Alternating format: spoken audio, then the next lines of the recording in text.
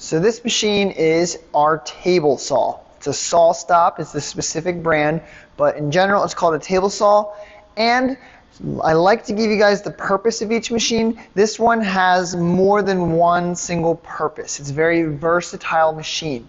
So unlike the miter saw that's primarily used just to cut something to length, this one can cut things to length, but if I had to give a primary thing, it also will cut things to width. It's called a rip cut, where you change the width of the wood. So that is what you're going to be using it primarily for, but it can cut things at an angle. It can be have different attachments added to it to make different joints and all kinds of different things. We can add different blades to make different width cuts. A lot can be done on this machine, but for the most part, we're going to be pushing things through long ways to do a rip cut that's going to change the width. That's the primary reason that we use this machine. Statistically speaking, this machine is the most dangerous in this room. What I mean by that is every year the most accidents happen on this machine compared to all of the other ones in here.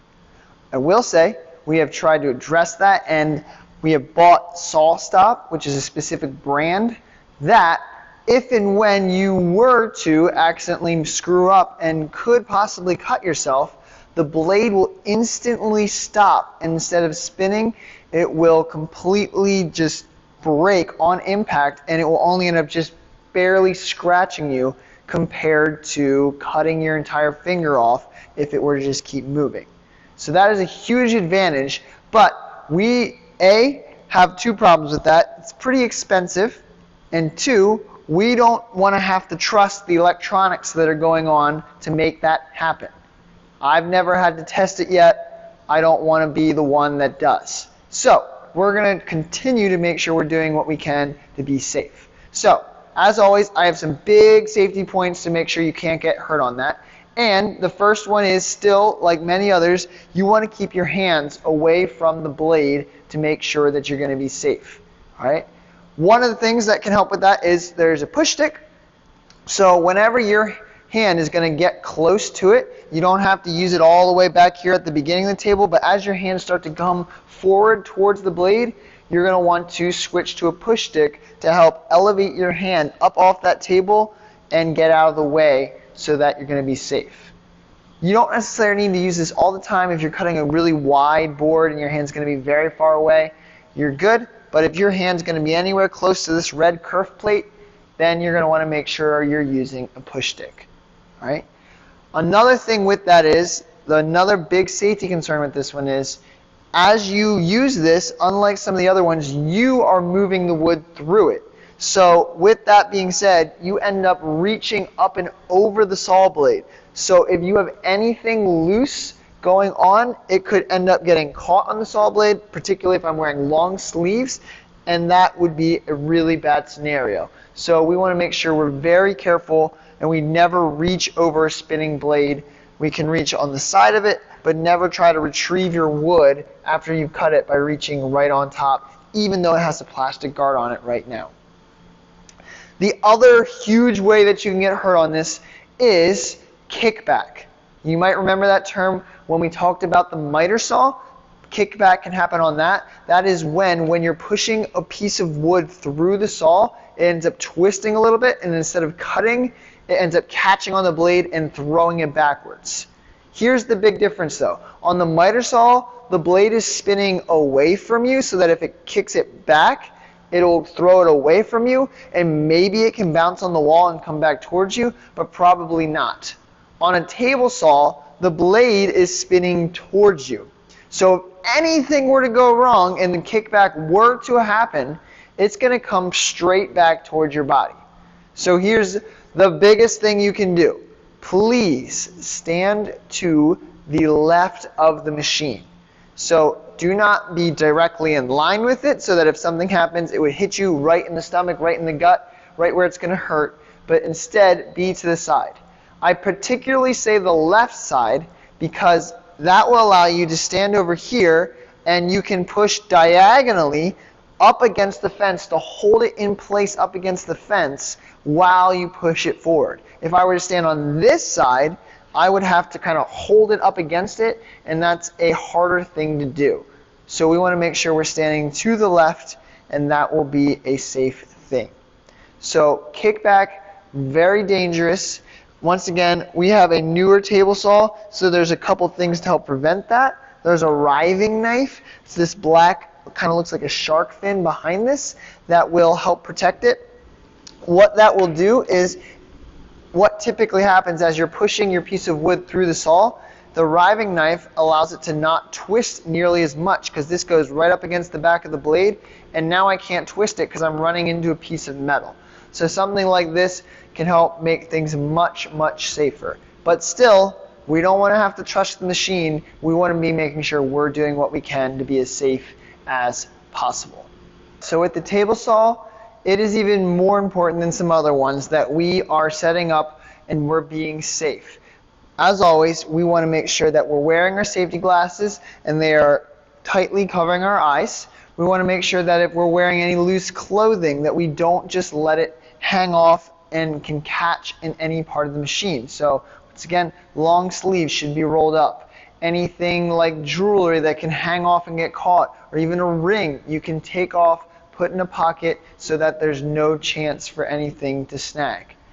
Even long hair, please put it up behind you so that it's not going to be an issue in any way. Please make sure your clothing is appropriate before you go to use it. This one, you're going to be reaching over a blade, and if anything's loose, it could pull you in. Next thing with this is you guys should not use this without clear instruction. All right? You're going to have a safety quiz where you guys are going to be approved to use it, but still, this is not something that you should just jump on and use unless you know what you're doing and I am on board with you doing it. This is, statistically speaking, the most dangerous machine in this room. You should never use this machine without all the guards in place. There are a couple things for this one. There is a clear hold down guard. There is behind it a riving knife. If neither of those things are on this, you should not operate it. It will enable the machine to be a lot less safe and to have a greater chance of kickback. So please do not use this unless you see and notify that everything is there. Please do not use this machine and then, if it's not at the right measurement, change things while the power is on. So that's either moving the fence from side to side or the blade up and down or at an angle. All of those things should be done with the power completely off. All right? So please do not try to make any changes while the blade is running. That is not safe. Something that will help make sure you have good, clean cuts is your blade height needs to be set correctly. If you have it too high, it'll cut right through your wood, but it'll be more unsafe, and there's a greater chance that kickback could occur, and it could come back at you.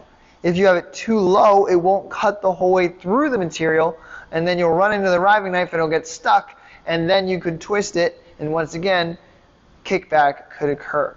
So we want to make sure that we have it set about a pencil's height above the wood. So you can literally take a pencil, a pen, put it on top of your wood, slide it up against the blade, and then change the hand wheel until it gets to the same height as the pencil.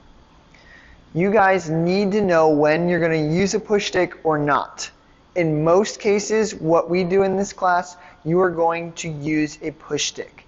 And that is when your hand would otherwise come within 4 inches of the blade, you should use a push stick. So only if you are cutting a wide piece of wood where you can position your hand far over to the side, right up along the fence, and it's not going to cross into that red kerf plate of the table saw, then you should use a push stick. If your hand can be over there, good. If not, you should use that extra thing to elevate your hand and keep it far away so that if anything goes wrong, you have something to hit the blade instead of your hand. If you're going to use a push stick, though, you should not push on it and push down until the board is completely onto the table. If you use a push stick and you push down on it before all of it's on there, you're just going to swing that piece of wood up off of the table, and that's very dangerous as well. So I like to store the push stick right on top of the fence, and then once I push it onto the table and I have the back all the way up on it, then I will switch and I will use it and push it the rest of the way through. So you can use your two hands until your fingers actually get close to the blade, and that's where you use it. If you just try to use it the whole way, you're going to actually lose a lot amount of control, and it's going to be less safe.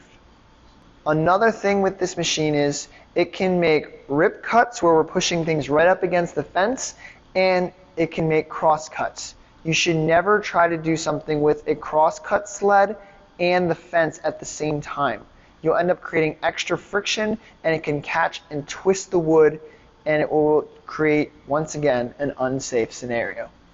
Another good rule of thumb is after you turn off the saw, which you can do with your leg because the paddle is very large, you want to make sure you wait till the blade comes to a complete stop before you reach to get rid of any of the scrap wood or the piece of wood that you plan to keep.